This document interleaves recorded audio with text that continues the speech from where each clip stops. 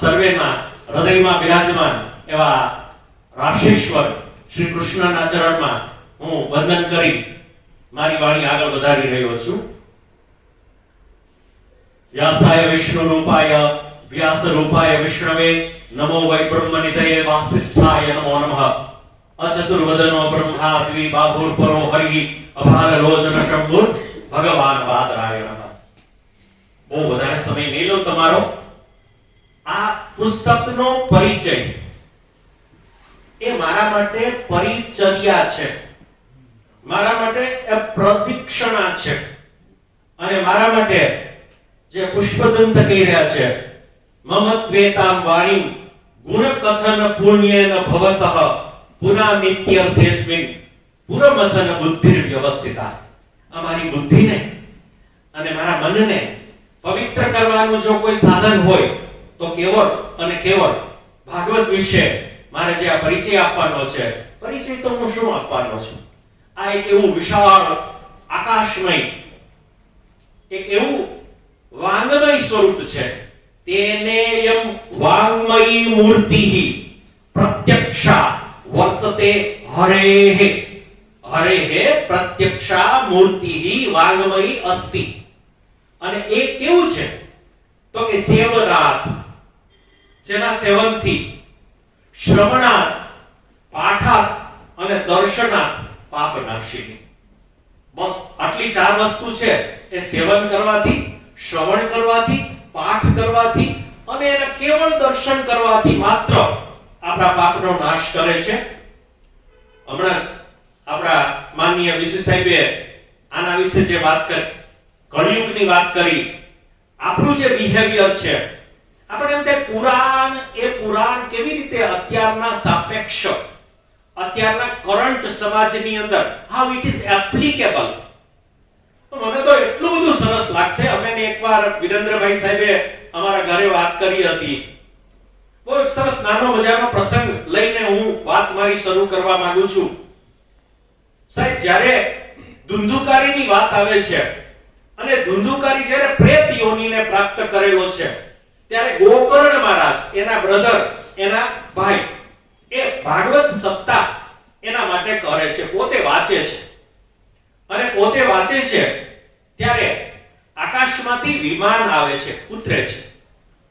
અને એ વિમાન ઉતરે છે ત્યારે એની અંદરથી હરિદાસાહ, એટલે કે હરિના દાસો ઉતર્યા છે. અને એમને પ્રશ્ન કરેલો છે કે બહવઃ સંતિ શ્રોતારઃ મમ અત્ર. અહીંયા મારા તો બહુ બધા શ્રોતાઓ છે. વિમાનાની ન આનિતાની, એના માટે તમે વિમાન લઈને નથી આવ્યા? આપ પણ સર્વ શ્રોતાઓ છો અત્યારે. તો એવો પ્રશ્ન ત્યાં કરવામાં આવ્યો છે કે મેં આ ભાગવત કરી તો તમે આ કેવળ અને કેવળ આ ધુંધુકારી માટે જ લઈને આવ્યા, એવું કેવી રીતે? આ બીજા બધામાં મારો એમનો શું વાક છે? મારા ગામવાળા છે, એના ગામમાં કથા થઈ રહી છે અને પોતાના ભાઈ માટે એ કથા કરી રહ્યા છે ગોકર્ણજી મહારાજ. તો એમણે બહુ સરસ આપ્યું છે, જવાબ આપેલો છે, બહુ સારી વાત કરી છે. અને એ આજના પરિપ્રેક્ષ્યમાં, આજના કોઈ વિદ્યાર્થીને જો ખરેખર સમજવું હોય તો એ ભાગવતની અંદરથી આ ગ્રહણ કરવા જેવું છે. શું કહે છે જવાબમાં? હરિદાસાહ ઉચુહુ. હરિદાસો બોલ્યા છે અદ્રઢમ ચ હતમ જ્ઞાનમ. અદ્રઢમ ચ હતમ જ્ઞાનમ. જે દ્રઢ નથી થયેલું, જેનું ડ્રિલિંગ નથી થયેલું, એવું જ્ઞાન તમારા માટે કામનું નથી. અદ્રઢમ ચ હતમ જ્ઞાનમ પ્રમાદેન હતમ શ્રુતમ. પ્રમાદથી જો કંઈ સાંભળવામાં આવે, લેક્ચર ચાલુ હોય અને જો તમે પ્રમાદથી એને સાંભળો, તમારા મોબાઈલમાં હો, તમારા વિચાર ક્યાંક બીજે હોય, તો એ સાંભળેલું જે છે એ પ્રમાદેન હતમ, એ હણાયેલું છે, એ કામનું નથી. પછી સંદિગ્ધો હિ હતો મંત્ર.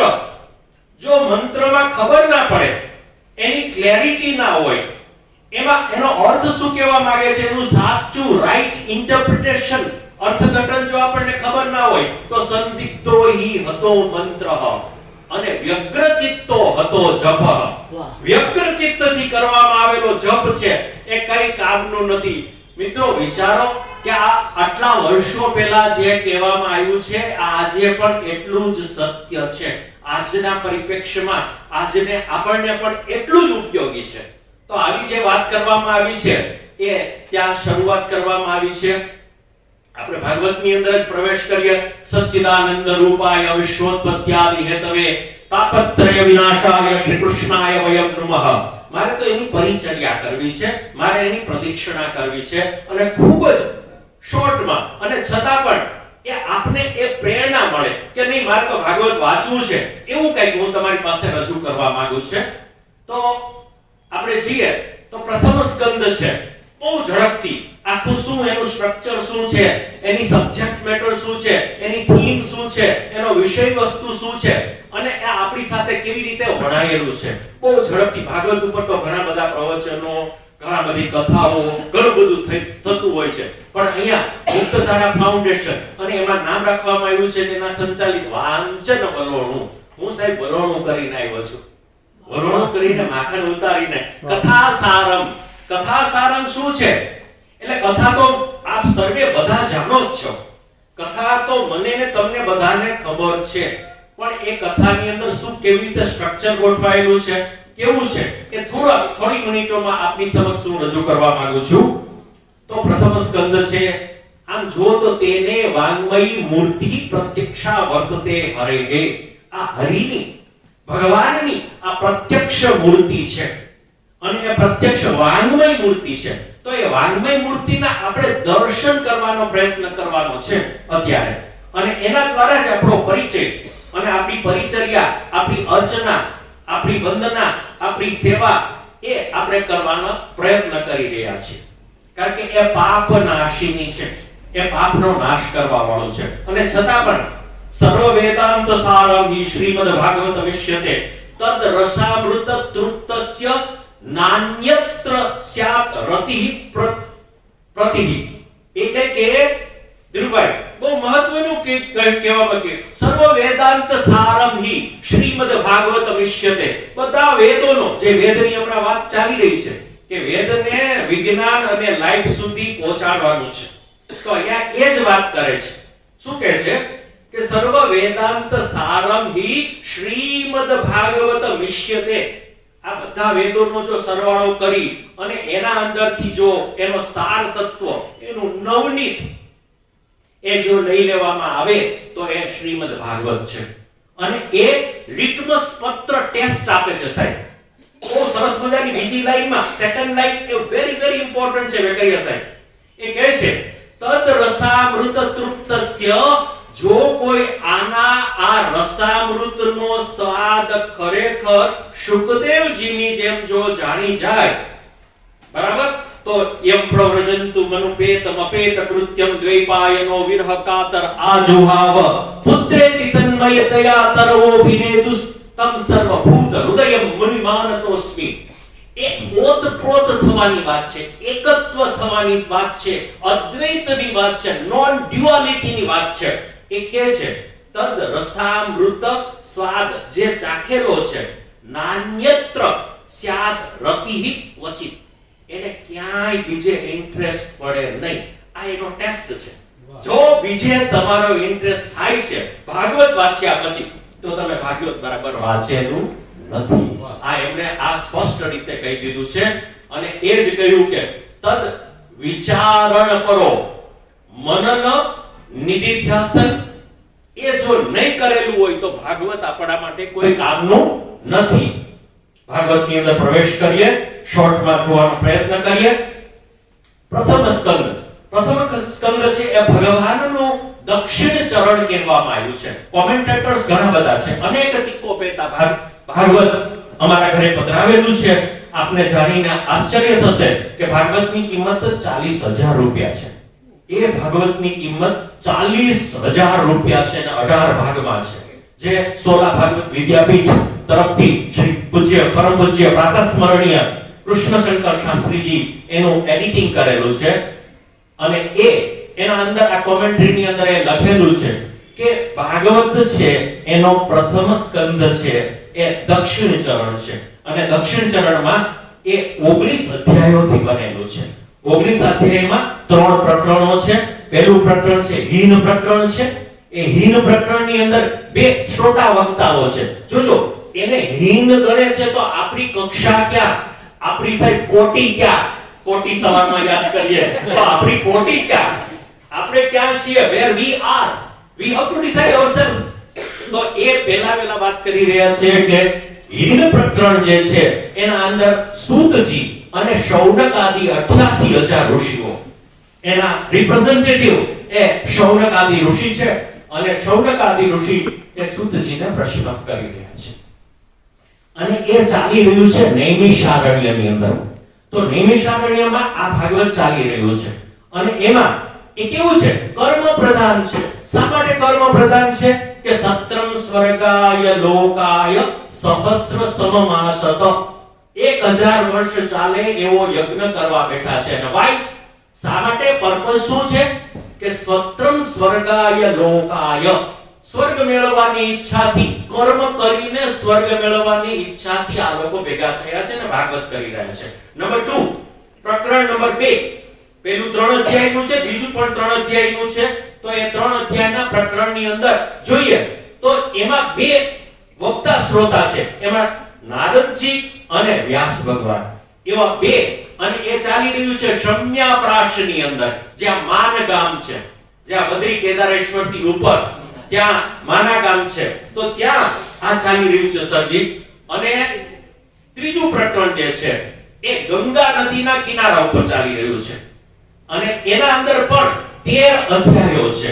3, 13, 19 અધ્યાયોથી બનેલું છે. ગંગા નદીના કિનારા ઉપર જે છે એના અંદર શુકદેવજી એ વક્તા છે, શ્રી શુકદેવજી, અને શ્રોતા તરીકે છે એ ચક્રવર્તી રાજા પરીક્ષિત છે. તો આવી રીતે આ પ્રથમ સ્કંદ છે ભગવાનનું દક્ષિણ ચરણ છે અને એના અંદર શરૂઆતની અંદર સત્યમ પરમ ધીમહિ, આ સત્યમ પરમ ધીમહિને આપણે થોડું જોઈ લઈએ, થોડો જોવાનો પ્રયત્ન કરી લઈએ. સાહેબ, આપણા જીવનની અંદર 3 પ્રકારના ટ્રુથ્સ, 3 પ્રકારના સત્યો, ઋતક સત્યમ, સત્યમ વદિષ્યામિ, ઋતમ વદિષ્યામિ, તન્મામવતુ, તદ વક્તારમવતુ, તદ શ્રોતારમવતુ. તો એ સત્ય કેવું હોઈ શકે? પહેલું છે, આપણને બધાને ખબર છે, એવું છે સત્ય વ્યાવહારિક સત્ય. વ્યાવહારિક સત્ય, વ્યાવહારિક સત્ય છે એ આપણે વ્યવહાર કરીએ છીએ, જેના દ્વારા પ્રેક્ટિકલી આપણે કામ કરીએ છીએ. એ બીજું છે, એને કહેવામાં આવે છે પ્રાતિભાષિક સત્ય. એટલે કે ફોર એક્ઝામ્પલ, સાવ સિમ્પલી તમને સમજાવી દઈએ તો મૃગજળ છે, એનું અસ્તિત્વ છે અને નથી. It looks like, appearance and illusion. એવું જે છે દેખાય છે પણ નથી, એને કહેવામાં આવે પ્રાતિભાષિક સત્ય. અને આ બંનેનું જે અધિષ્ઠાન છે એ છે પારમાર્થિક સત્ય અથવા પરમ સત્ય. તો અહીંયા ભાગવતનો મુખ્ય વિષય છે પરમ સત્ય, અને એ પરમ સત્યનું અમે ધ્યાન કરીએ છીએ. તો પરમ સત્યની વાત કરવામાં આવી છે. પરમ સત્ય શું છે એના માટેનો ક્વેશ્ચન થઈ રહ્યો છે, એના માટેની વાતચીત ચાલી રહી છે. કારણ કે વ્યવહાર પ્રાતિભાષિક સત્યનું અધિષ્ઠાન છે એ વ્યવહારિક સત્ય છે, અને વ્યવહારિક સત્યનું અધિષ્ઠાન છે એ પરમ સત્ય છે. તો એ પરમ સત્ય અથવા પારમાર્થિક સત્ય, પારમાર્થિક સત્યનો બિલકુલ સિમ્પલી જો આપણે અત્યારે જોવા જઈએ, વિદ્યાર્થીને કહી રહ્યો છું, જે લાસ્ટ છે, જેના પછી કઈ અપરમ નથી, જેના પછી કોઈ આગળ છે નહીં, જે અલ્ટિમેટ રિયાલિટી છે, ધેટ ઇઝ પરમ સત્ય. તો એ પરમ સત્ય કેવું હોય?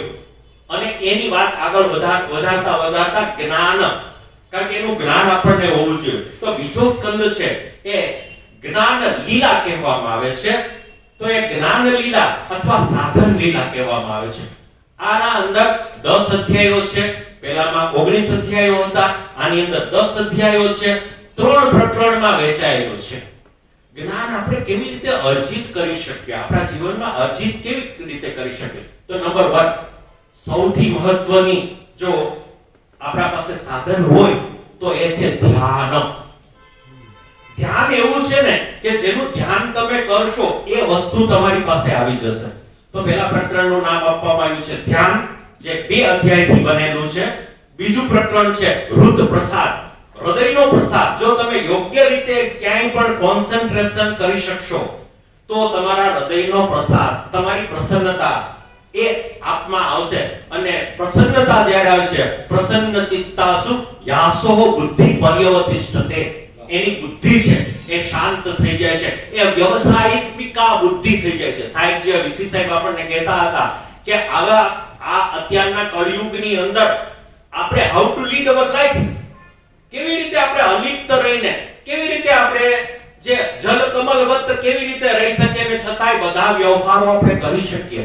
તો આવી વ્યવસાયિકા બુદ્ધિ એ પ્રસન્ન હૃદય હશે તો જ થઈ શકે. કારણ કે હૃદય આપણને છે મન ઉપર હાવી થઈ જાય તો આપણને આપણું બુદ્ધિ કામ કરતી નથી. એટલે રુદ્ર પ્રસાદ એ નામનું 2 અધ્યાયથી બનેલું એક પ્રકરણ છે. અને એના પછીનું ત્રીજું પ્રકરણ છે એ છે મનન, જેને વિમર્શ કહેવામાં આવે છે. આ બહુ પર્ટિક્યુલરલી આ સ્ટ્રક્ચર એટલું બધું સુંદર છે, એટલું બધું સુંદર છે. અંદરનું તમે વરોણું કાઢીને એ અંદરનું સ્ટ્રક્ચર તમને સમજાવવાનો પ્રયત્ન કરી રહ્યો છું. વાર્તા તો આપણે બધા જાણીએ છીએ, આપણને ખબર છે. તો એ મનન નામનું છે, એને વિમર્શક એવું નામ આપવામાં આવ્યું છે. અને એમાં 2 પેટા વિભાગો છે. એક છે ઉત્પત્તિ અને બીજું છે ઉપપત્તિ. હવે ઉપપત્તિમાં ભગવાને વાત કરી છે, બ્રહ્માજીને ઓર્ડર મળેલો છે, જોજો how to work in our on life. આ આપણને ક્યાં એપ્લિકેશન આપણે કરી શકીએ આ જ્ઞાનની. રિસન્ટમાં કરંટની અંદર સાપેક્ષ એ સામયિક કેમ છે, સામયિક ઇન્ટુ ઇન્વર્ટેડ કોમાસ. તો એ સામયિક કેવી રીતે છે? તો ભગવાન કહે છે, બ્રહ્માજીને ઓર્ડર આપવામાં આવ્યો 9મા અધ્યાયમાં, સ્કંદ 2 9મા અધ્યાયમાં. ત્યાં ચતુશ્લોકી ભાગવતનું ભગવાન છે એ બ્રહ્માજીને સ્વયં ખુદ એ ભગવાન બોલીને એને સમજાવી રહ્યા છે. શા માટે સમજાવી રહ્યા છે? તો એ સમજાવી રહ્યા છે એટલા માટે કે બ્રહ્માજીને ઓર્ડર અપાયો છે કે 14 ભુવનનું તમે સર્જન કરો. હવે 14 ભુવનનું સર્જન કરે, કંઈક ને કંઈક આવું નવું બનાવે તો વ્યક્તિને અહંકાર આવવાનો એ સામાન્ય છે. પરંતુ અહીંયા ભગવાન કહી રહ્યા છે, એ બોલી રહ્યા છે કે હું તને એક એવી ટેકનિક, એક એવી સરસ મજાની વાત કરીશ કે કંઈ પણ કામ કરશો અને છતાંય તમે અનાસક્તિ માટે એક ગાંધીજીની બુક છે. હમણાં મને સાહેબ કહેતા હતા, પ્રિન્સિપાલ સાહેબ, કે અમે થોડું ગાંધીવાદી પણ હું છું, તો ગાંધીવાદની વાત કરીએ. અનાસક્તિ માટે મહાદેવભાઈએ એક સાહેબ ટાઇટલ આપ્યું, એ બુકનું ટાઇટલ આપ્યું વિરેન્દ્રભાઈ, કે એમણે કીધું કે ભાઈ આ છે એ અટેચમેન્ટની સાથે જે છે, તો એટેચમેન્ટ ન હોય તો એવું કે ભાઈ ડિસએટેચમેન્ટ, તો કે નહીં, એ નોન એટેચમેન્ટ છે. સજી નોન એટેચમેન્ટ છે. વી આર નોન સ્મોકર્સ છે. ધુવાળો તો આપણે લઈએ જ છે, એટલે નોન જે વાપરવી એનું ઓ એ નોન એટેચમેન્ટ. તો નોન એટેચમેન્ટની વાત કરવામાં આવી છે. અને ત્યાં ભગવાન કહી રહ્યા છે અહમેવા સમેવાગ્રે. શું સમજાવી રહ્યા છે? બિલકુલ 4 શ્લોકો છે કે આખું ભાગવત સંપૂર્ણ રીતે એમાં બધું જ આવી ગયું છે. ચતુશ્લોકી ભાગવત. અહમેવા સમેવાગ્રે નાન્યત યત સદસત્પરમ પશ્ચાદહમ યદેતચ્ચ યો શિષ્યેત સોસ્મ્યમ ઋતેર્થમ યત પ્રતિયેત ન પ્રતિયેત ચાત્મની તદ વિદ્યાદાત્મનો માયમ યથા ભાસો યથા. તમારે ભાઈ તારે કાઈ મેળવવાનું જ નથી. જે હતો એ હું છું, જે અત્યારે છું, એક્ઝિસ્ટિંગ છું, એ વિવિધ રૂપે હું જ છું. અને જે રહેશે એ પણ હું જ છું. અહમેવા સમેવાગ્રે નાન્યત યત સદસત્પરમ પશ્ચાદહમ યદેતચ્ચ યો શિષ્યેત યો અવશિષ્યેત. જે બાકી રહેશે એ અહમેવ. ઋતેર્થમ યત પ્રતિયેત ન પ્રતિયેત ચાત્મની તદ વિદ્યાદાત્મનો માયામ યથા ભાસો યથા તમઃ. વાહ. યથા તમઃ યથા ભાસો. જેમ પ્રકાશ અને એ લાઇટ એન્ડ ડાર્કનેસ એ બે કોએક્ઝિસ્ટ કરે છે, એમ તમારા જીવનમાં પણ આવા ચડાવ ઉતાર ફ્લક્ચ્યુએશન્સ આવશે. પણ એને તાબે નહીં થતા. Don't yield to strive to seek to find and not to yield. યુલિસિસ સાહેબ, યુલિસિસ કહ્યો છે જ્યારે એની યાત્રામાં નીકળ્યો છે ઓડિસી, અને એ કહ્યો છે to strive to seek to find and not to yield. એટલે આ not to yield જે છે એ જ વાત આમાં સ્પષ્ટ રીતે કરવામાં આવી છે. તો આવું, અને છેલ્લે કહે છે આ ચતુશ્લોકીમાં કે રુદેર્થમ યત પ્રતીયત ન પ્રતીયત ચાત્મની તદ્વિદ્યા આત્મનો માયમ યથા ભાસો યથા તમઃ યથા મહાંતિ ભૂતાની ભૂતેષુ ચાવચેશ્વરો પ્રવિષ્ટાન્ય પ્રવિષ્ટાની તથા તેષુ ન તેષ્વમ એતાવદેવ જિજ્ઞાસ્યમ. બસ આટલું જ જાણવાનું છે. એતાવદ એવ, not more than this. એતાવદેવ જિજ્ઞાસ્યમ. તત્વ જિજ્ઞાસુ જે લોકો છે, જેને તત્વની જિજ્ઞાસા અથાતો બ્રહ્મ જિજ્ઞાસા જન્માદ્યસ્ય યતઃ, જેને આવી ઈચ્છા છે, બ્રહ્મસૂત્રની વાત કરવામાં આવી છે. તો તત્વ જિજ્ઞાસુ આત્મન અન્વય વ્યતિરેકાભ્યામ યસ્યાત સર્વત્ર સર્વદા. ભગવાન કેવો છે? બહુ સરસ રીતે કોમેન્ટેટર્સ, ભાષ્યકારો લખી રહ્યા છે કે ભગવાન ક્યાં છે, ભગવાન કેવી રીતે છે. તો બહુ સરસ ઘટપટની વૃત્તિ આપવામાં આવી છે અને બહુ સરસ રીતે સમજાવ્યું છે. પ્રશ્ન કરવામાં આવ્યો છે, ક્વેશ્ચન મૂકવામાં આવ્યો છે કે ઘડો આકાશમાં છે કે આકાશ ઘડામાં છે? ઘડામાં આકાશ છે કે આકાશમાં ઘડો છે? બરાબર. ભગવાને જેટલા ઘડા હતા ને એ બધાને ફોડ્યા છે, ઘડાને ફોડ્યા છે. ઘડાનું જે બાઉન્ડ્રી છે, એ જે બંધન છે, એ બંધનને પોતાની લાકડી મારી, પોતાની લકુટી મારી, પોતાનો એક પથ્થર મારીને તોડવાનો પ્રયત્ન કરી છે અને એની અંદરથી નવનીત કાઢવાનો પ્રયત્ન કર્યો છે. તો એ નવનીત એ અંદરનું રહેલું આત્મ તત્વ છે. તો એ જે છે અંદર પણ છે ને બહાર પણ છે. ઘડામાં આકાશ છે ને આકાશમાં ઘડો છે.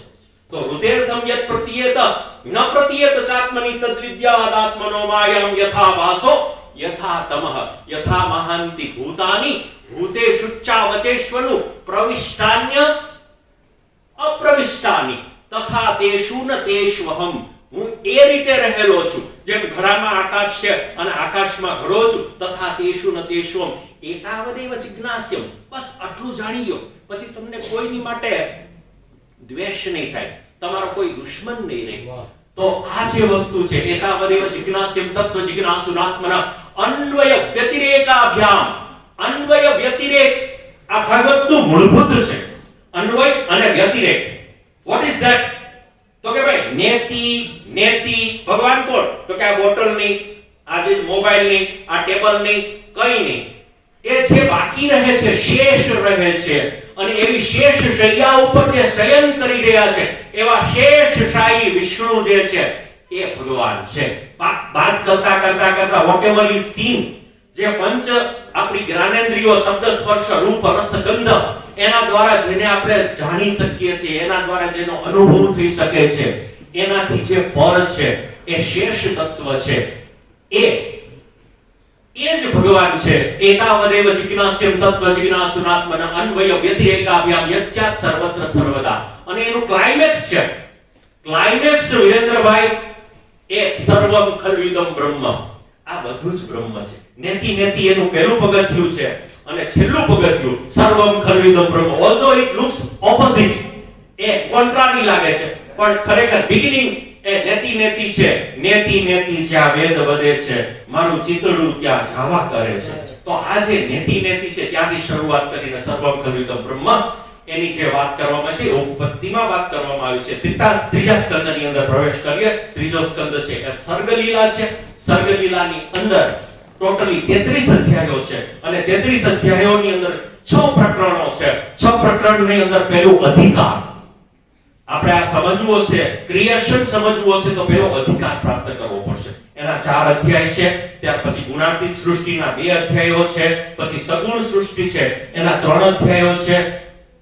ત્યાર પછી કાલ સૃષ્ટિ છે એમના 2 અધ્યાયો છે. જીવ સૃષ્ટિ છે એના 9 અધ્યાયો છે અને તત્વ સૃષ્ટિ છે એના 13 અધ્યાયો છે. આવી રીતે ટોટલ મળીને 4 2 3 2 9 13 એવી રીતે થઈને 33 અધ્યાયોથી આ સર્ગલીલા એ કહેવામાં આવે છે. અને ભગવાનનું દક્ષિણ બાહુ એટલે કે જમણો હાથ એમનો છે હવે ડાબા હાથ તરફ, ડાબો હાથ એ ભગવાનના ડાબા હાથનો ખેલ છે. શેનો ખેલ છે? વિસર્ગ. વિસર્ગ એટલે ફરીથી એને ડિઝોલ્વ કરવું, એને મૂકી દેવું અને એમાં વિશિષ્ટ પ્રકારનું ઉદ્ભવ કરવું.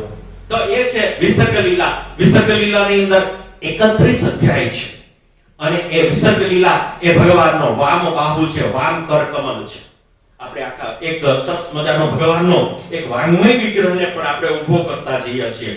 તો આ જે છે એમાં ધર્મના 7 અધ્યાયો છે, જેમાં સતીની વાત કરવામાં આવી છે, જેમાં દક્ષ પ્રજાપતિ જ્યારે ડેક્સ્ટરિટી દક્ષતા આવે છે ત્યારે અહંકાર આવ્યા વગર રહેતો નથી.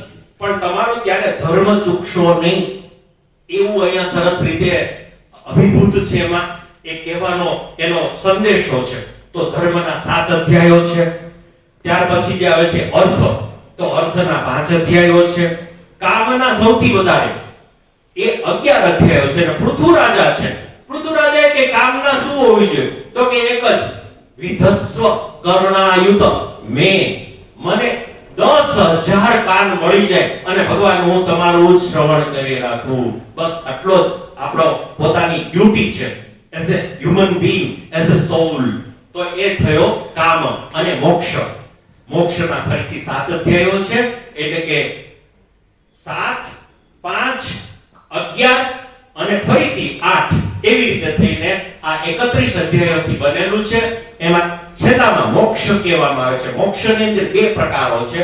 એક છે બ્રહ્મ તત્વ અને બીજું છે હરિસાયુજ્ય. બ્રહ્મ તત્વ હરિસાયુજ્યથી મુક્તિ મળે છે. 2 રીતે મળે છે, એક જ્ઞાનથી અને એક ભક્તિથી મળે છે. તો આ રીતે એ ચતુર્થ સ્કંદ પૂર્ણ થાય છે. પંચમ સ્કંદની અંદર એ 3 પ્રકરણો છે. ટોટલી 26 અધ્યાયો છે.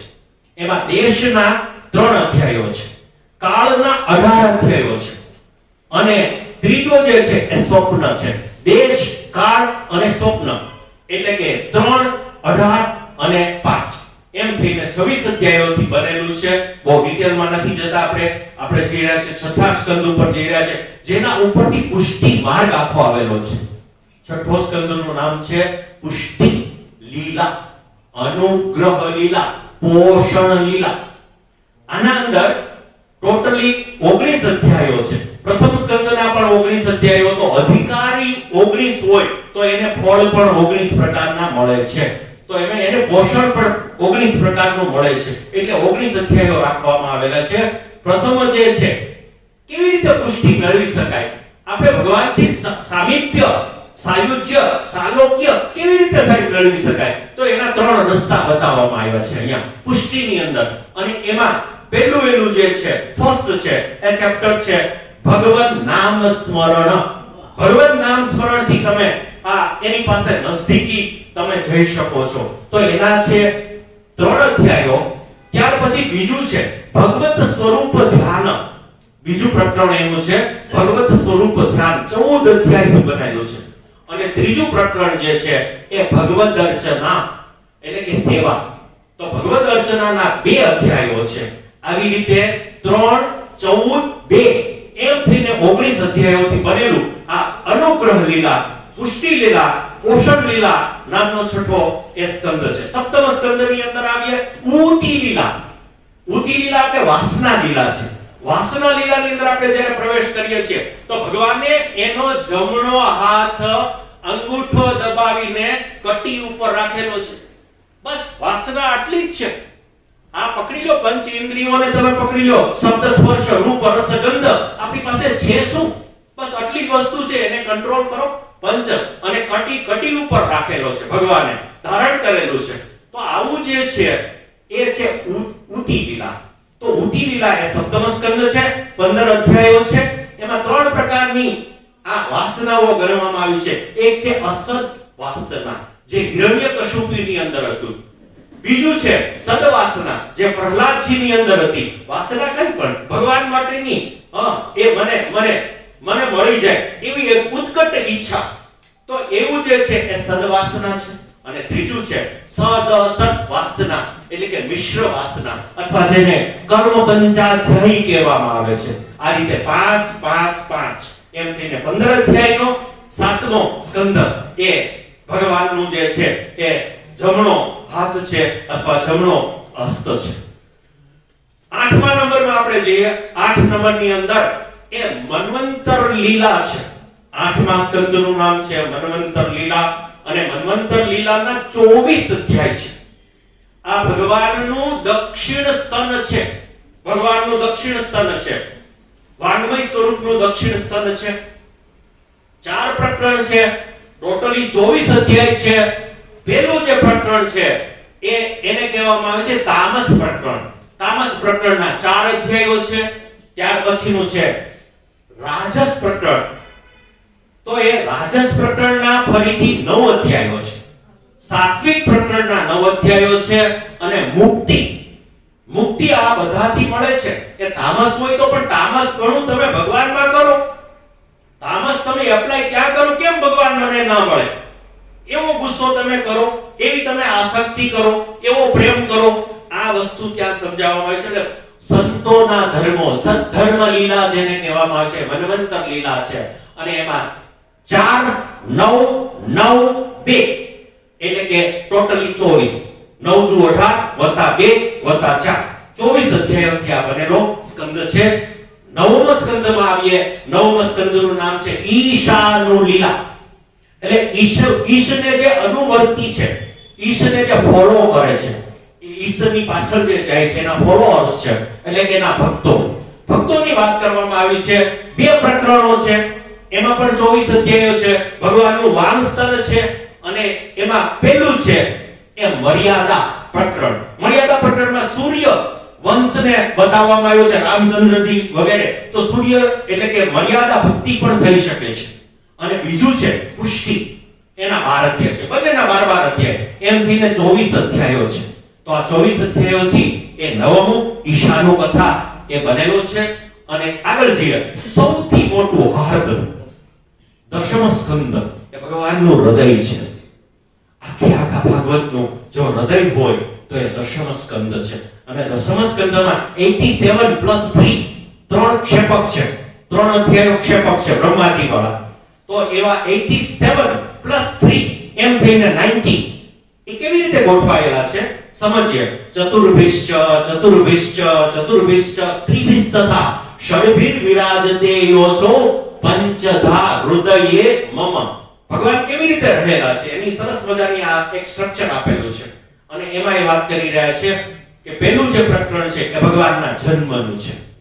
અને જન્મમાં આપણો વિષય આજનો એ જોડાયેલો છે.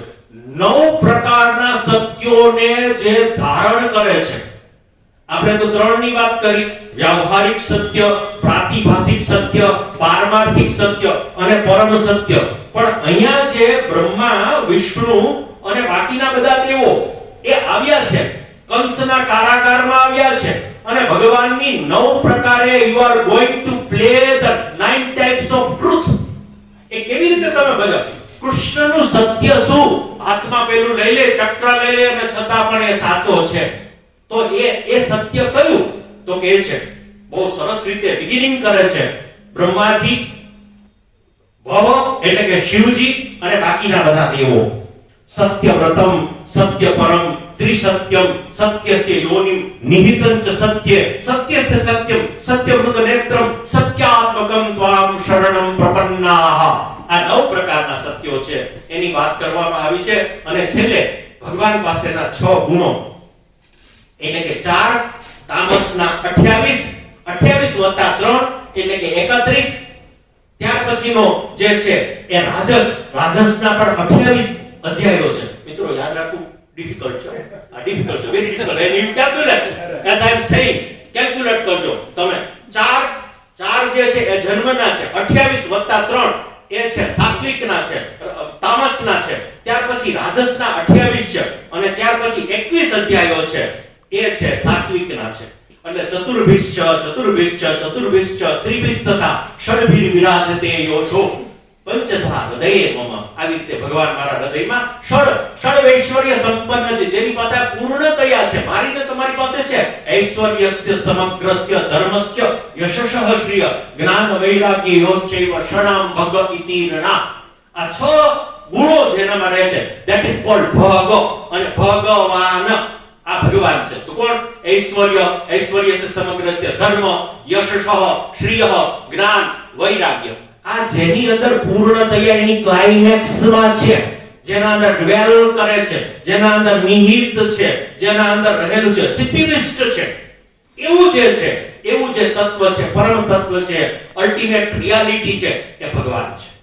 આવી જે વાત કરવામાં આવી છે એ હૃદયની અંદર, અને એના અંદર પણ બીજું જે રાજસ પ્રકરણ છે, આપણે બધા રાજસની અંદર આવીએ છીએ. કોમેન્ટેટર્સ એવી રીતે કહે છે કે રાજસમાં સૌથી મહત્વનું છે ગોપી ગીત. જયતિ તે અધિકમ જન્મના વ્રજ શ્રેયત ઇન્દિરા શશ્વદત્રહી દયત દૃશ્યતામ દિક્ષુતાવકાશ વૈ ધૃતાસવસ ત્વામ વિચનવત. અમે અમારા માટે આ શ્વાસોશ્વાસ નથી રાખ્યા ભગવાન, તમારા માટે આ શ્વાસોશ્વાસ. We are living for you. અમે તમને ડેડિકેટેડ છીએ, અમે તમારા માટે છીએ. અને અમને ખબર છે ગોપી કઈ સામાન્ય નથી. નખલુ ગોપિકા નંદનો ભવાન અખિલ દેહીના મંતરાત્મ ધ્રુવ. તમે તો બધાની અંદર રહેલા અંતર્યામી, બધાને કંટ્રોલ કરવા વાળા તમે છો. એ અમને ખબર છે. નખલુ ગોપિકા, આ યશોદા ગોપિકાનો નંદ નથી તું. નખલુ ગોપિકા નંદનો ભવાન અખિલ દેહીના અંતરાત્મ ધ્રુવ વિખન સાર્થિતો વિશ્વગુપ્તએ સખૌ દૈવાન સાત્વતામ કુતે. આ ભગવાન બ્રહ્માજી જે વિશેષ પ્રકારે ખનન કરે છે, આ પત્રકારો બધા ખનન કરે વિશેષ રીતે, તો એ ખનન કરવા વાળા, જે સત્યને શોધવા વાળા છે, એવા બ્રહ્માજી જે બુદ્ધિના દેવ છે, એને જ્યારે પ્રાર્થના કરી વિખન સાર્થિતો વિશ્વગુપ્તએ, વિશ્વના કલ્યાણ માટે વિશ્વગુપ્તએ સખૌ દૈવાન સાત્વતામ કુલે, આ સાત્વત કુળની અંદર તમે જન્મ લીધેલો છે. એવા જે ભગવાન છે એ સળગુણ સંપન્ન છે. અને ગોપીઓ એની પ્રાર્થના કરેલી છે. 29, 30, 31, 32, 33 દસમ સ્કંદના 29 થી લઈને 33 અધ્યાયો પંચાધ્યાયી છે અને પંચ પ્રાણ છે. આખા ભાગવતના પંચ પ્રાણ કહેવામાં આવે છે. તો આ પાંચ પ્રાણ અને ગોપીઓનું ગોપી ગીત, પ્રેમની ક્લાઇમેક્સ ખાલી એટલું જ છે. હું ઘણીવાર કહેતો હોઉં છું કે પ્રેમ ઉપરનો કાબુ ઘટે, કાબુ ઉપરનો પ્રેમ ઘટે તો પ્રેમ ઉપરનો કાબુ વધે. બહુ સરસ રીતે આખી ગોપી ગીતનો જો સાર હોય સાહેબ માધવભાઈ, તો એ આટલો જ છે કે તમે કોઈને કંટ્રોલ કરવા માંગશો, મેનેજમેન્ટનો મોટામાં મોટો સિદ્ધાંત જે સર્કસમાં આપણે એશિયાડ હમણાં તો આવ્યું છે સર્કસ, તો એ કેમ પેલું ચાબુક કરે છે? એ કોઈ ડરીને નથી કરતું, પણ એની સાથેની અફિનિટી છે, એની સાથેનો એટેચમેન્ટ છે. પ્રેમથી કંટ્રોલ થશે. એટલે કહ્યું કે કાબુ ઉપરનો પ્રેમ ઘટે તો પ્રેમ ઉપરનો કાબુ વધે. વાહ, બહુ સરસ રીતે સીધા આ મેનેજમેન્ટનો આના જેવો એક પણ સિદ્ધાંત નથી. તો આ ગોપી ગીતની અંદર આ સ્પષ્ટ રીતે ભગવાન કેમ છછિયા છાછ પે નાચ નચાવે, ખાલી એક નાની એવી એ છછિયા છે હાથમાં લઈને પીવરાવવા માટે ભગવાન એના સામે એ નાચ કરે છે. તો એ કેમ કરે છે? આવો મોટો બ્રહ્માંડનો અધિપતિ એ આ કેમ કરે છે? કારણ કે પ્રેમ. અને પ્રેમ ત્યારે જ થાય કે જ્યારે જે છે એ, કારણ કે એમોર વિમસિત ઓમનિયા, સાહેબ ગ્રીક ની અંદર, લેટિન ની અંદર એમોર વિમસિત ઓમનિયા, જગતમાં એક અને એક એ લોકો પણ માને છે. સોક્રેટિસ, એરિસ્ટોટલ, પ્લેટો આ બધા જ માને છે કે પ્રેમ એવું છે ને તત્વ કે જેનાથી એ બધું કંટ્રોલ કરી શકાય છે. તો પ્રેમ એ કેવી રીતે છે એને સાર્થક કરતી આ ગોપી ગીત છે. 11મા સ્કંદમાં આવ્યા. 11મા સ્કંદની અંદર એને મુક્તિ લીલા કહેવામાં આવે છે. અને મુક્તિ લીલાની અંદર ટોટલી 31 અધ્યાયો છે. 31 અધ્યાયમાં બે પ્રકરણો પડે છે. ભગવાનનું મસ્તક છે, લલાટ છે, અને એના અંદર પહેલું જે પ્રકરણ છે એને કહેવામાં આવે છે જીવ મુક્તિ. તો જીવ મુક્તિની અંદર 29 અધ્યાયો છે. અને બીજું જે પ્રકરણ છે એને કહે છે બ્રહ્મ મુક્તિ, એટલે કે એના 2 જ અધ્યાયો છે. એમ થઈને 31 અધ્યાયો થાય છે. બ્રહ્મ મુક્તિમાં 2 વસ્તુ છે. સાહેબ સવારે બોલ્યા, માનનીય વીસી સાહેબ બોલ્યા, એમાં એ જે 2 પ્રકરણનું નામ જ આપવામાં આવ્યું છે સાહેબ, કે એકમાં છે મમતા ત્યાગ અને બીજું છે અહંતા. કારણ કે મમતા એ જ અહંતા ઊભી કરે છે. તો આ બંનેનો ત્યાગ થાય અને પછી તમે વર્ક કરો, સાહેબ કહેતા હતા એ તો તમારું વર્ક છે એ અનાસક્ત છે, નોટ એટેચ્ડ છે, અને યુ આર નોટ કર્મ, એમને લેપાયમાન નથી થતું. હા, નહીં ત્રીસુ લોકેશુ, મારે તો કઈ કામ છે જ નહીં ભગવાન કે, અને છતાં આઈ એમ વર્કિંગ. વાય યદ યદાચરતિ શ્રેષ્ઠ તદ્તદેવેતરોજન યદ સહ પ્રમાણમ કુરુતે તદ લોકસ્તદનુ વર્તતે. લોકો એ પ્રમાણે એને ફોલો કરશે, એટલે તમે એવું વર્તન કરો, એવું તમે જીવન જીવો કે જેથી કરીને બીજાને પણ પ્રેરણા મળે છે. તો અહીંયા આ મુક્ત, એમાં અહંતા ત્યાગ અને મમતા ત્યાગ એવા બે પેટા વિભાગો કરીને 31 અધ્યાયથી આ 11મો સ્કંદ પૂરો કરવામાં આવે છે. અને છેલ્લો, કારણ કે ભાગવતની અંદર જે 10 લક્ષણો કહેવામાં, 10 લક્ષણ લક્ષિત મહાપુરાણ છે, ખાલી પુરાણ નથી, પુરાણ છે.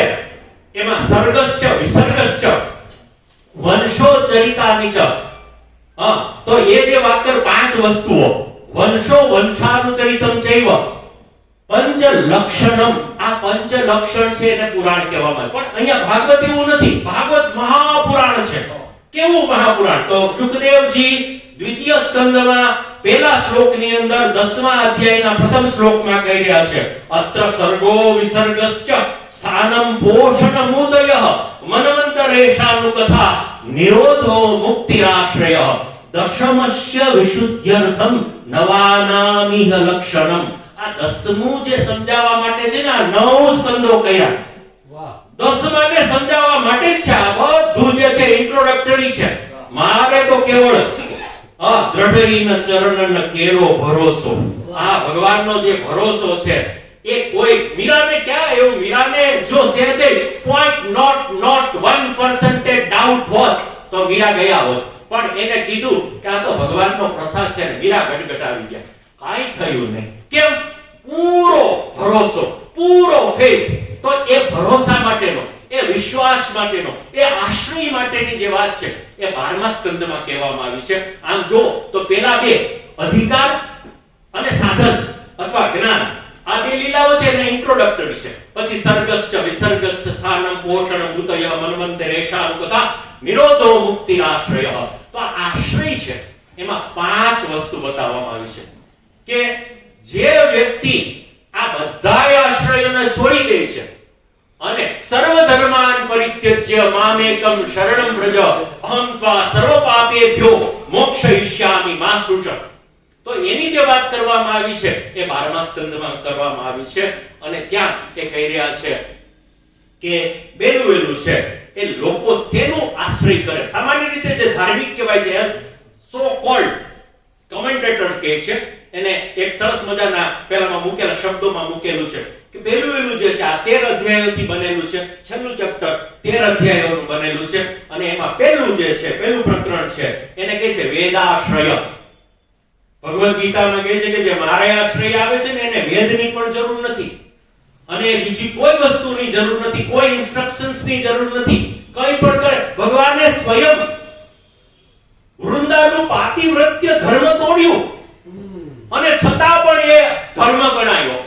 અને છતાં પણ એ ધર્મ વાય, કારણ કે optimum benefit of the maximum people, optimum benefit of the maximum people. આ જો તમારામાં હશે, તમારો વેસ્ટેડ ઇન્ટરેસ્ટ નહીં હોય અને તમે કંઈ પણ કોઈનું ખૂન પણ કરશો તો પણ એ તમારા ધર્મ ગણાશે, તમને એ બેનિફિશિયલ થશે, તમને પુણ્યનું અર્જન કરાવવા વાળું થશે. એટલે કે વેદ આશ્રય છોડો 2 અધ્યાયમાં. પછી કહે છે બીજું લોકાશ્રય. લોકો મને સબસે બડા રોગ ક્યાં કહેગે? લોક. તો એની વાત કરે છે કે લોકો જે છે, લોકાચાર છે, એને તમે છોડો. એ બીજો આશ્રય છોડાયો. ત્યાર પછી એને કહ્યું કે ભગવદ આશ્રય છે એ સેન્ટરમાં રાખીએ છીએ. તો ભગવદ આશ્રયના 3 અધ્યાયો કીધા. ત્યાર પછી એ ભગવદ આશ્રયને કેમ સમજવું? તો કે શબ્દ આશ્રય, એના પણ 3 અધ્યાયો છે. અને છેલ્લે અર્થ આશ્રય. જે અર્થ છે, અર્થ ઇકોનોમિક્સ અર્થ, એવો અર્થ નથી એનો કે બાકીનું બધું જે છે ભગવાન સિવાયનું જે છે અનર્થકારી છે. ખાલી કારણ કે 15 તો લક્ષણો બતાવ્યા છે. ધન દોલત જે મેળવે છે એના 15 કેવા ખરાબ પેલું આપણી ઉપર થાય છે એવું આપણે અહીંયા લક્ષ્મીજી સ્વયં આવીને કહી રહ્યા છે કે મને તો સાચવવી, પહેલા તો મને ઉપાર્જન કરવી અઘરી, મને સાચવવી અઘરી, મને વાપરવી અઘરી, બધું જ અઘરું છે. તો એવું જે છે બધાને જ્યારે અર્થ ત્યારે છે why our life is meaningful છે.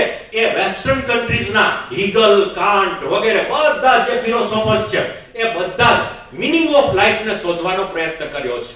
અને બ્રેખ્ટના એ જે છે વેઇટિંગ ફોર ગોડો, તો વેઇટિંગ ફોર ગોડો છે એમાં પણ જીવનનું સાફલ્ય શું છે, જીવનની અંદર એ આપણે શું કરવાનું છે, વોટ ઇઝ અવર ડ્યુટી. અને એ કહે છે કે આ આશ્રય છે એનાથી જ એ થશે. શું થશે? આત્મોન્નયન, આત્મ ઉન્નતિ અને આત્મ વિકાસ. જિંદગીમાં કેટલું કમાણા રે જરા સરવાળો માંડજો. શેનો સરવાળો?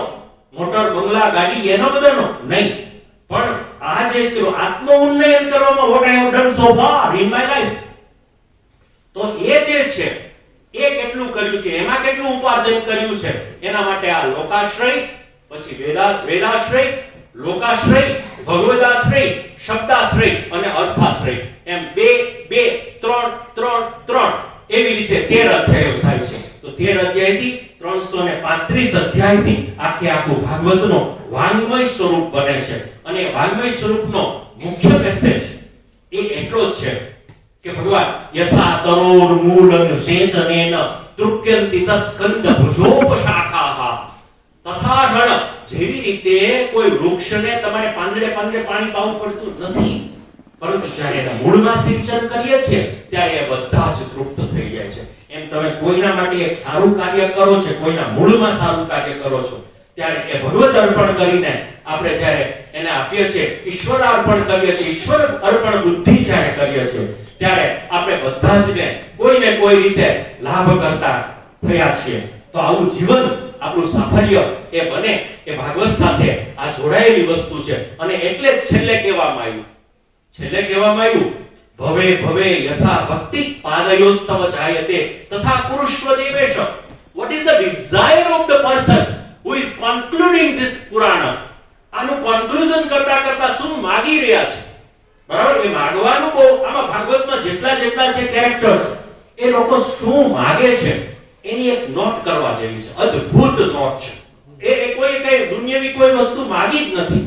અને આ કહે છે ભવે યથા ભક્તિ પાદયોહો તવ જાય, તમારા બે પગની અંદર પાદયોહો તવ જાયતે તથા કુરુષ્વ દેવેશ.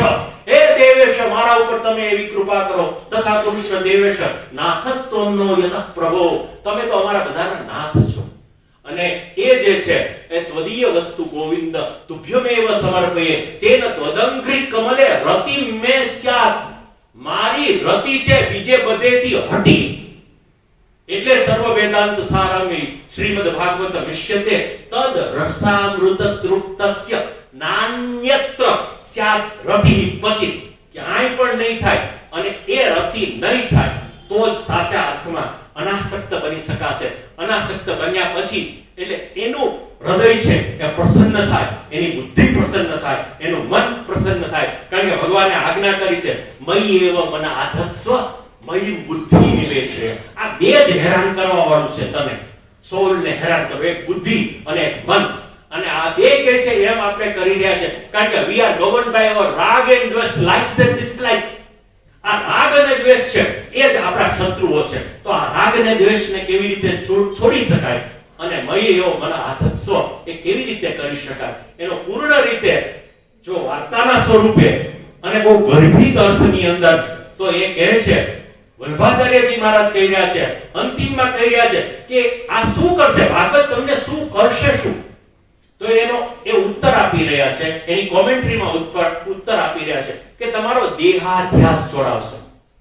દેહાધ્યાસ પછી તમારો જે સેકન્ડ આવે છે એ તમારો ઇન્દ્રિયાધ્યાસ છે. તમે અટકો છો ક્યાં?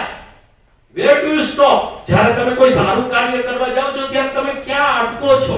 તો કે પેલું દેહાધ્યાસ. દેહમાંથી બહાર નીકળી ગયા તો તમે આવો છો ઇન્દ્રિયાધ્યાસ.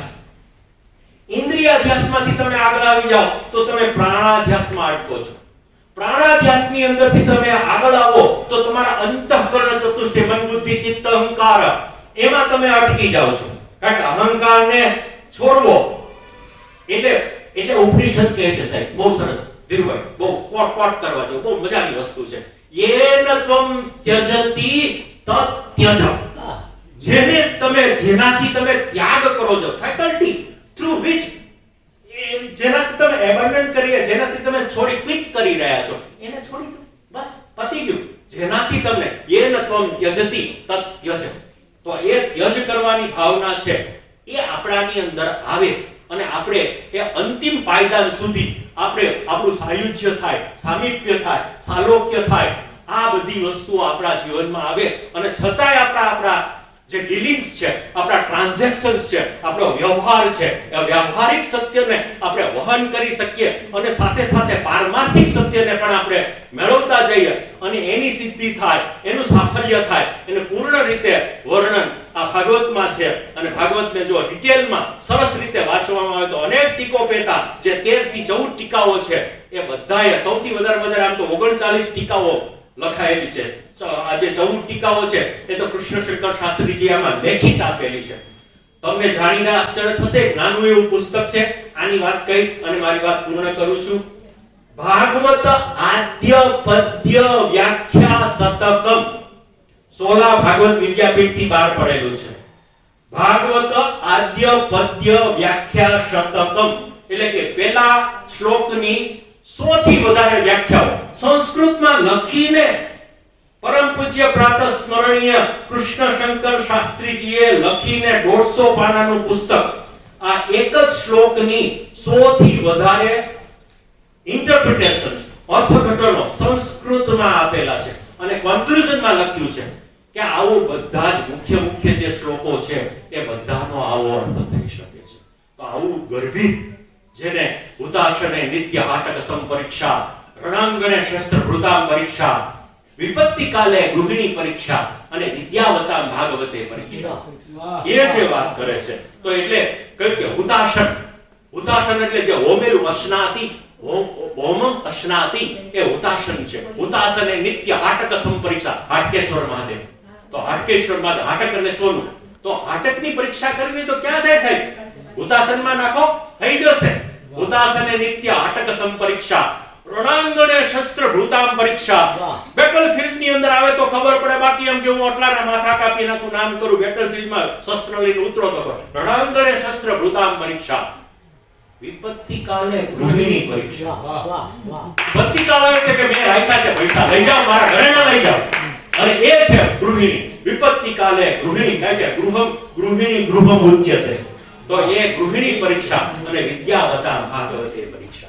વિદ્યાવતોની પરીક્ષા જો કરવી તો ભાગવતની અંદર થાય છે. આપ સર્વે મને સાંભળ્યો, સહન કર્યો, અહીંયા બેઠા આપ પણ સરસ મજાના ઉત્તમ કોટીના એ શ્રોતા છો. તો એ શ્રોતા છો, સુગ્ન છો અને આપે સાંભળ્યું આવો એક સરસ મજાનો પરિચય, એ પરિચર્યા, એની પ્રદક્ષિણા આપણે ભાગવતને ત્વદીય વસ્તુ ગોવિંદ તુભ્યમેવ સમર્પયે તેન ત્વદંઘ્રી કમલે રતિમ મે યચ્છ શાશ્વતી. શાશ્વત રતિ આપ સર્વેના હૃદયમાં આ પ્રગટ કરે અને ભાગવત વાંચવાની આપણને પ્રેરણા કરે એવી પ્રાર્થના કરી હું મારી વાણીને વિરામ આપું છું. અસ્તુ. ધન્યવાદ.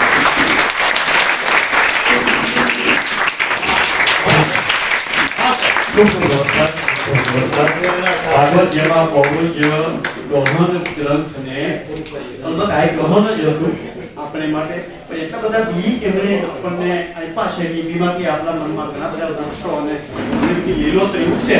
આ અને સમગ્ર વિદ્યાર્થીઓ વતી, આ સંસ્થા વતી, પાંચનવમોની વતી અને આ સમગ્ર લોકો બેઠા છે બધા વતી આપણે ખૂબ ખૂબ નમસ્કાર. ખૂબ ખૂબ નમસ્કાર. Thank you.